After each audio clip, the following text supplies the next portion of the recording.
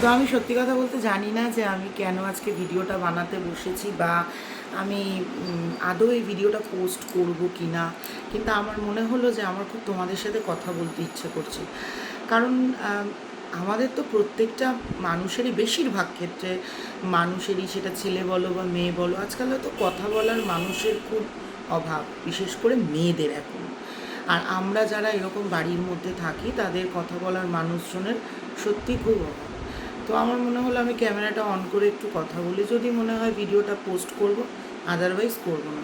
কারণ এইরকম বহুদিন গেছে যখন আমার প্রচণ্ড খারাপ লেগেছে, আমি কিছু বলতে চেয়েছি কাউকে, বা আমার মনের কিছু কথা আমি শেয়ার করতে চেয়েছি, মানুষজন পাইনি, আমি ক্যামেরা অন করেছি, অন করে বক বক করেছি, তারপর সেগুলো ডিলিট করে দিয়েছি।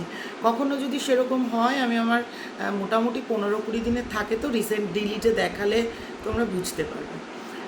হ্যাঁ, সত্যি আমারও কথা বলার মানুষের খুবই অভাব। তো আজকে বেসিক্যালি মনটা খারাপ। সকালবেলা ঘুম থেকে উঠে যখন আমি ফোনটা অন করেছি, তখন আমি সবার প্রথমে আমার ইউটিউবের মানে ভিডিওতে গিয়ে আমার কমেন্ট চেক করি আমি।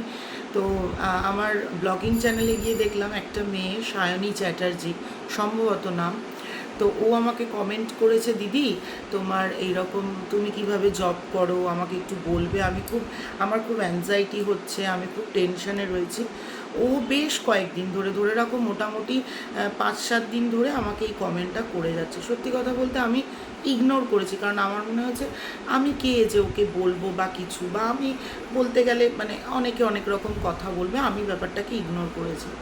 তো তার কিছুক্ষণ পরেই আমি চা বানিয়ে, চাটা খেতে খেতে ফোনটা নিয়ে যখন বসলাম, আমি না ফেসবুকটা খুলে কিছুক্ষণের জন্য না মানে কি বলবো, হতচকিত হয়ে গেছি যে এটা কি দেখছি আমি। মানে আমি এটাকে গ্লোরিফাই করছি না অবশ্যই, কিন্তু তোমরা বুঝতে পেরেছো আমি কথা বলছি হচ্ছে গিয়ে সায়নী চক্রবর্তী, মানে হচ্ছে গিয়ে তোমার আমরা যার সুন্দরীর বোন বা দিদি হিসেবে যাকে চিনি, আমি ওই সুন্দরীর জন্যই ওদের ভিডিও দেখতাম, আমার খুব ভালো লাগতো।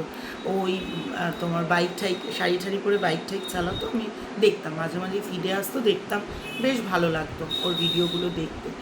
তো সকালবেলা দেখার পরে না আমি জাস্ট অবাক হয়ে গেলাম। আমি ভাবছি যে এটা মানে প্রবাবলি কালকে না পরশু দিন ওর ফিডে আমি একটা ভিডিও দেখছিলাম, আমার এসেছিলো।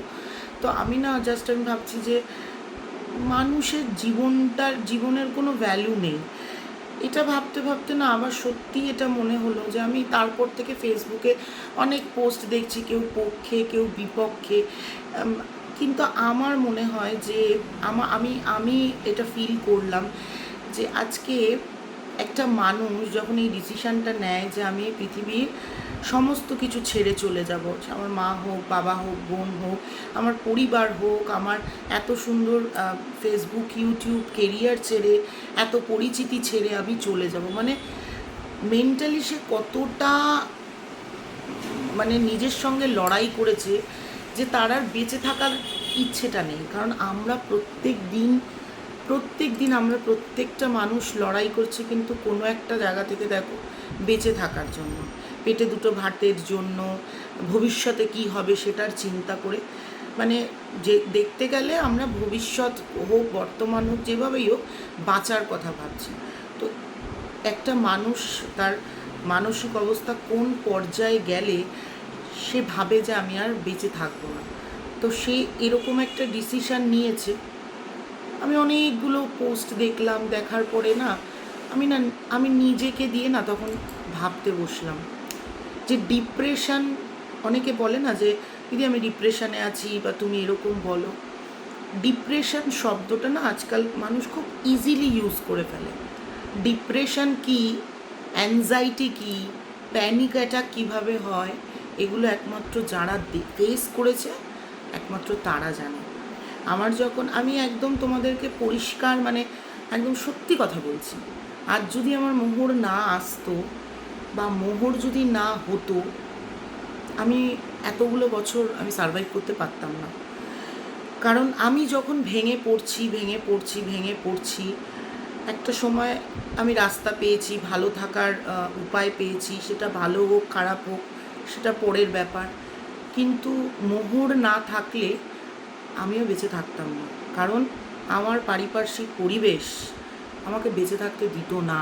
এটা এই জিনিসটা আমি বলছি না যে যারা এরকম প্রবলেম ফেস করছো তারা এরকম ডিসিশান নাও, এটা ঠিক নয়, কিন্তু আমার প্রবলেমটা তখন একমাত্র আমিই জানতাম।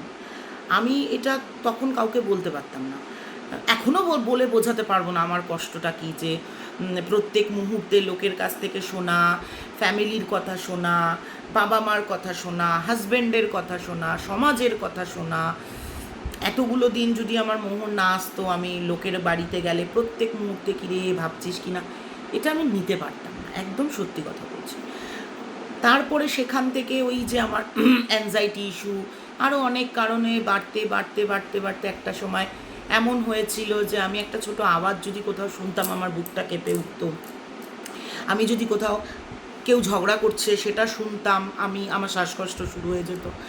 সেগুলো থেকে আমি ওভারকাম করেছি, পুরোটা করিনি, চেষ্টা করেছি। এবার সবার কি সেই উইল পাওয়ারটা থাকে? আমি আমি আমি একটা সময় পরে, এই যে তোমরা অনেকে বলো এই ঠাকুর দেবতা নিয়ে ভনিতা নাটক, মানুষ যখন বুঝে যায় না যে আমার পারিপার্শ্বিক পরিবেশে কেউ নেই, আমার কেউ নেই, তখন মানুষ একটা সম্বল খোঁজে নিজেকে ভালো রাখার জন্য। আমার কাছে এই সম্বলটা হচ্ছে আমার ভগবান। আমার পাশে যদি তখন একটা বন্ধুবান্ধব থাকতো, আমার কোনো ফ্যামিলি মেম্বার থাকতো যে আমাকে সাপোর্ট করছে, আমি হয়তো তাকে আস্তানা করতাম, তার কাছে বলতাম। আমি এমন কি নয় যে আমি কোনো পরিবারের কোনো সদস্যকে আস্তানা করতে চাইনি বা কোনো বন্ধুবান্ধবকে আস্তানা করতে চাইনি। হ্যাঁ, আমিও চেয়েছি আমি আমার আত্মীয় স্বজন, পরিবেশ পরিজনদেরকে মনে করেছি এরা আমার বন্ধু বা এরা আমার নিজের লোক বা এরা আমার কাজের লোক, এদের কাছে নিজেকে উজাড় করা যায়। কিন্তু কোনো একটা সময় পরে আমি অন্য কারোর মুখ থেকে শুনেছি যে আমি যাকে যেটা বিশ্বাস করে বলেছি সেই কথাটা নিয়ে সে অন্য কারোর সাথে আলোচনা করেছে।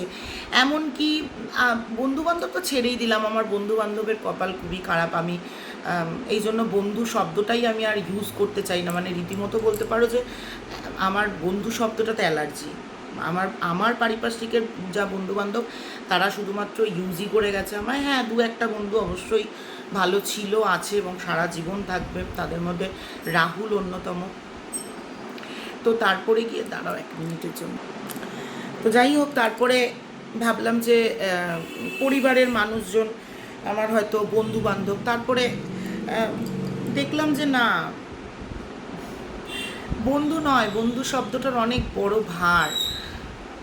গুটিয়ে নিলাম নিজেকে, একটু একটু করে গুটালাম নিজেকে, বুঝতে পারলাম যে আমি সবার সাথে যতটা ওপেনলি মিশছি, আমি সবার সাথে সব কিছু যতটা ইজিলি করতে চাইছি, সবাই সেটা হয় না। তো সবার একটা কমফোর্ট জোন আছে। আমি কমফোর্ট জোন মানুষের তখনই হচ্ছি যখন তাদের ওই কমফোর্ট জোনগুলোতে কিছু একটা কমতি হচ্ছে। তো মানুষ তো দিনের পর দিন ইউজ হয় না। এবার কিছু মানুষ সেই আঘাতটা নিতে পারে না, যে আমাকে এরকম করছে, আমাকে ওরকম করছে, সেটা বয়ফ্রেন্ড হোক, হাজব্যান্ড হোক বা অন্য কোনো যা সম্পর্ক হোক। তো আমি নিজেকে গুটিয়ে নিলাম। আমি বুঝলাম যে না, এগুলোর থেকে আমার কিছু পাওয়ার নেই, বা এগুলো যদি আমি থাকি দিনের পর দিন আমার ক্ষতিই হতে থাকবে। তখন আমি কি করলাম, তখন আমি এই কিছু ভালো থাকার জন্য ভগবানের সাহারা নিলাম। তাতে করে কি হলো, আমার মাইন্ডটা কনভার্ট হতে থাকলো। এখন কি আমি সবটা ভুলে গেছি? আমার কি এখন খারাপ লাগে না? আমার কি পারিপার্শ্বিক পরিবেশের মানুষজন আমার সাথে খারাপ করে না? বা আমি কি একদম ধোয়া তুলসী পাতা, আমিও কি কারোর সাথে খারাপ করি না? হ্যাঁ, সমাজে আছি, আত্মীয় পরিজন সমাজ সবাই আছে, যতটুকুনি প্রয়োজন। খারাপ লাগলে নিজের মনে করি যে আমার এটা প্রাপ্য নয়, আমার জন্য এটা ছিল না। এইভাবে আমি নিজেকে তৈরি করেছি। সবাই এটা পারে না করতে, এখনও প্রত্যেক মুহূর্তে তৈরি করে যাচ্ছে। যাই হোক, এইবারে আমার ওই ব্যাপারটা ট্রিগার হলো যে এই যে সায়নী আর ওই দিকে সায়নী, আমি জানি না, আমার মনের মধ্যে একটা ব্যাপার হলো যে একজন আমার কাছে সত্যি তো হেল্প চাইছে, আমি তাহলে ওকে একটুখানি হেল্প করি। তাই তোমাকে বলছি যে তুমি আমার সাথে, আমাকে ফলো করতে হবে না ইনস্টাতে। তুমি, আমার খুব খারাপ লাগে কারোর সাথে কথা বলতে গিয়ে নিজের ফলোয়ার বা রিচ বাড়াবো। তুমি আমাকে ইনস্টাতে কন্ট্যাক্ট করো, প্রয়োজন হলে আমি তোমাকে আমার কন্ট্যাক্ট নাম্বার দিয়ে দেবো। আমরা অবশ্যই কথা বলবো কি করে আমরা মানে তুমি এই অ্যাংজাইটি থেকে তুমি হবে, মানে আমার মতো করে যদি করতে চাও। আর আমি তো ডাক্তার নই, এটার জন্য ডাক্তার কনসালটেশনের দরকার হয়, ডাক্তার প্রয়োজন হয়, আমারও হয়েছে। তোমার যদি মনে হয় যে তুমি এমন একটা জায়গায় পৌঁছে গেছো যেখান দিয়ে কিচ্ছু হবে না, তাহলে তুমি ডাক্তারকে দেখাবে, এটা হচ্ছে কি ব্যাপার। তো আমার ওই জায়গাটা ট্রিগার হয়েছিল যে আমাদের সত্যি কথা, আমরা যারা মানে আমাদের বাড়ির বউ বললে অনেক ছেলেরাও আছে, সত্যি তো আমাদের কথা বলার কোনো লোক নেই। মানে অনেক কিছু জিনিস জানো তো, তুমি যদি মানে আমরা যদি একটুখানি অন্যরকমভাবে ভাবি, লোকে বলবে মৌমিতা তুমি এই জিনিসগুলোকে গ্লোরিফাই করছো। গ্লোরিফাই করছি না, কিন্তু দেখো একটা সময় ছিল যখন আমি বা আমরা যারা বাড়িতে থাকি, তখন না সারাদিনের যা কথা থাকতো জমিয়ে রেখে দিতাম যে বাড়িতে যখন হাজব্যান্ড আসবে তখন তার কাছে এই গল্পগুলো করবো। কিন্তু একদিন, দুদিন, 3 দিন, 4 দিন, 5 দিন পরে না, তখন যখন তুমি বলতে থাকবে সেখান থেকে কোনো রেসপন্স পাবে না। এবার কিছু স্বামী থাকে যারা ব্যাপারটা রেসপন্স করে বা সেটা নিয়ে সিন ক্রিয়েট করে বা বউয়ের হয়ে কথা বলে বা কী বল নিউট্রাল হয়ে কথা বলে। বাট আমার ক্ষেত্রে নীলাদ্রির ছিল ব্যাপারটা যে পাত্তা দিত না ও খুব একটা এই বিষয়টা নিয়ে। এখন মনে করি ঠিকই করেছে, সব কিছুই ভগবান ঠিকের জন্যই করে, আমার ক্ষেত্রে আমার মনে হয়। তো বলতে বলতে বলতে বলতে আমি একটা সময় পর না চুপ করে গেলাম, আমি আর বলতাম না। আমার মতো এরকম তোমরা অনেকেই আছো, অনেকের ক্ষেত্রে মা প্রচুর ভালো বন্ধু হয়। আমার ক্ষেত্রে দেখো মানে মায়ের সাথে সব কিছু শেয়ার করে। বাট আমার ক্ষেত্রে যেহেতু আমি ছোটোবেলা থেকে দিদার বাড়িতে মানুষ হয়েছি, আমার মায়ের সাথে আমার কনভারসেশন ওই রাত্রিবেলা বাড়ি থেকে গেলে সকালবেলা যখন আসতাম, মায়ের হাত ধরে আমি ঘোলা পর্যন্ত আসতাম দিদাবাড়িতে, ওই মিনিট 20-25 আমার আর আমার মায়ের কনভারসেশন হতো। তাতে বেশিরভাগ সময়টাই আলোচনার কেন্দ্রবিন্দু আমার বাবা থাকতো এবং সংসারে কেন এরম হচ্ছে ওই হচ্ছে।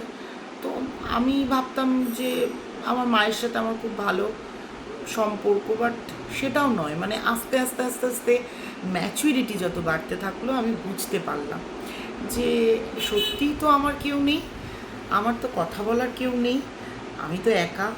আমার তো এই ব্যাপারগুলো থেকে এগিয়ে যেতে হবে, নাহলে তো আমি পাগল হয়ে যাব, নাহলে তো আমি মরে যাব। তখন আমি যেটাকে বলে ফাইট ব্যাক করা শুরু করলাম নিজের সঙ্গে নিজে।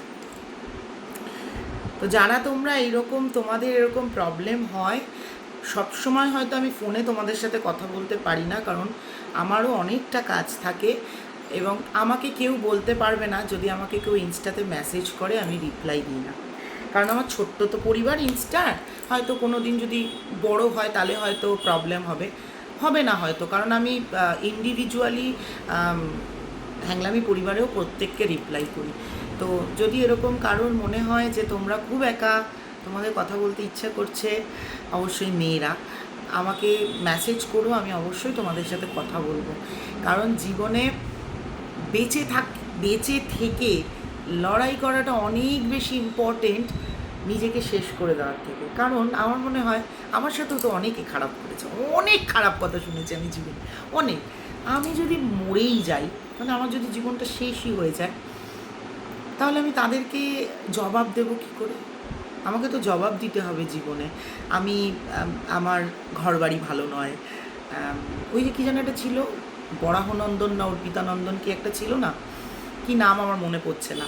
তো ও আমাকে মনে আছে তোমাদের খুব মেসেজ করতো, খেয়ে দে বাড়ি করবে, ওই স্বপ্ন দেখো, ওই দেখো, ওই দেখো।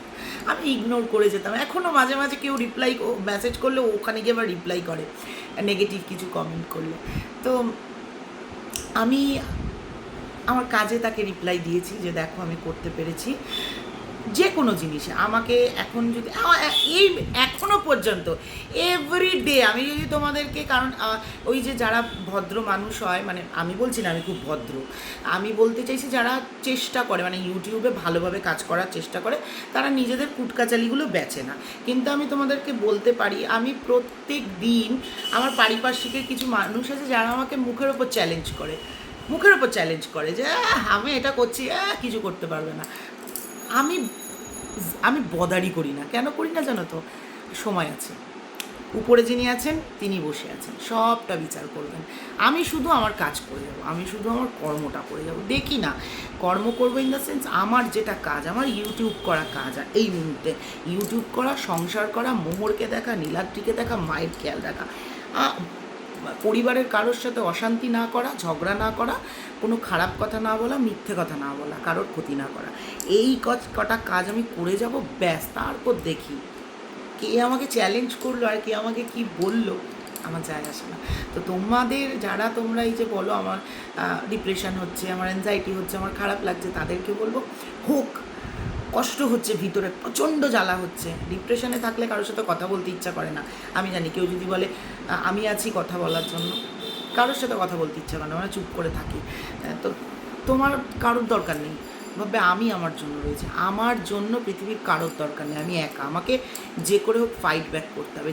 যে কারণটাতে আমাকে কষ্ট দিচ্ছে, যে কারণটার জন্য আমি কষ্ট পাচ্ছি, আমি তাকে দেখিয়ে দেবো ভালো জিনিসটা। বলে বয়ফ্রেন্ড ধোকা দিয়ে চলে গেছে, তার লস। আমি আমার 100% দিয়ে এইটা মাথায় আনবো না যে মনে হচ্ছে আমি সখী কথায় কথা বলছি, এটা মাথায় আনবো না যে আমাকে তার থেকে ভালো খুঁজতে হবে, না সেটা না, আমি কম্প্যারিজনে যাবই না। আমি ভালো থাকবো এমন একটা মানুষ আমায় জোগাড় করতে হবে। আমি আগে যা ভালো ছিলাম তার থেকে বেশি ভালো থাকবো, ওই পার্সনটার সাথে কম্প্যারিজনে গিয়ে লাভ নেই, আমি আরও বেশি ভালো থাকবো। তো এইরকম একটা ব্যাপার করতে হবে। আমি জানি আমার যারা প্রপার ডিপ্রেশনে থাকে তাদের কোনো মোটিভেশনাল স্পিচে কাজ হয় না, তাদের কোনো রকম কিচ্ছুতে কাজ হয় না, যতক্ষণ না পর্যন্ত তারা নিজে ডিসিশান নেবে যে আমি এই সিচুয়েশান থেকে নিজেকে নিজে বার করবো। কারণ আমি এই সময়টা, এই ডিপ্রেশনের টাইমটা কাটিয়েছি অনেকগুলো দিন, বলতে পারো প্রায় 3.5 বছর, প্রায় 3.5 থেকে 4 বছর আমি প্রত্যেক মুহূর্তে কষ্ট পেয়েছি, প্রত্যেক মুহূর্তে একটা সময় ছিল চোখের জল শুকিয়ে গেছে। তো সেই জন্যই বলছি যে মরে যাওয়াটা না কোনো ডিসিশান নয়, বেঁচে থাকতে হবে, লড়াই করতে হবে এবং লোককে দেখিয়ে দিতে হবে। এই যে আমি এখন তোমাদেরকে ক্যামেরা অন করে এত বড় বড় কথা বলছি, ওই যে বললাম সেদিনটা যদি আমি জানি না সেদিন সেই ব্যাপারটা আমি কী করে হ্যান্ডেল করতাম। সিচুয়েশানটা যে ফেস করে সে খুব ভালো মতো জানে যে এই কথাগুলো কাজে দেয় না। তাও যদি এরকম কেউ থাকে, আমার ভিডিওটা পাশে বসে আছে দেখো, আমার এই ভিডিওটা কারোর কাছে এরকম যদি কেউ থাকে যার কাছে পৌঁছেছে, তাহলে বলবো যে একদম লড়াই করে যাও। আর সায়নী, নাম জপ করতে চাও, তোমার যে আরাধ্য রয়েছে সারাদিন তার চিন্তা করো। তুমি যদি ভগবান শিবের ভক্ত হও তাহলে সারাদিন সাম্ব সদা শিব জপ করো। তুমি যদি মা কালীর ভক্ত হও সারাদিন জয় মা কালী বলো। তুমি যদি কৃষ্ণের ভক্ত হও সারাদিন কৃষ্ণ কৃষ্ণ করো। রাধারানীর ভক্ত হলে রাধারানী করো। যে তোমার আরাধ্য, বেসিক্যালি তুমি যখন জপ করবে, তুমি যখন প্রথম তোমার মনে ওটা আসতে থাকবে, ওই চিন্তাগুলো একটা সময় পরে তুমি ওই ব্যাপারটা ভুলতে থাকবে, কারণ তোমার কনসেন্ট্রেশন ওই ব্যাপারটা নেবে। মাইন্ড কনভার্সনের জন্য এই ব্যাপারটা হয়। সব কিছুই তো একটা সায়েন্টিফিক্যালি একটা ব্যাপার থাকে, তো নাম জপটা হচ্ছে এইটাই ব্যাপার। তোমার মনের মধ্যে একটা শক্তি দেওয়া, আমি পারবো, আমার সঙ্গে ভগবান আছে, আমি পারবো, এইটা হচ্ছে একটা কনফিডেন্স। একটা মানুষ যে খুব ভালো মতো পড়ে গেছে একটা বই, পুরো থরলি তার দেখা, সে জানে আমাকে যেখান থেকে যেমন কোয়েশ্চেন দিই আমি পারবো। আমার যদি সে মানে পুরো বইটা পড়ে যায়, আর যদি সে নোট ফলো করে, তাহলে যদি এদিক ওদিক হয়ে যায় তাহলে প্রবলেম হবে। তো যাই হোক, একটু ভাট বকলাম, যদি কারোর উপকার আসে, যদি কারো ভালো লাগে, এই জন্য।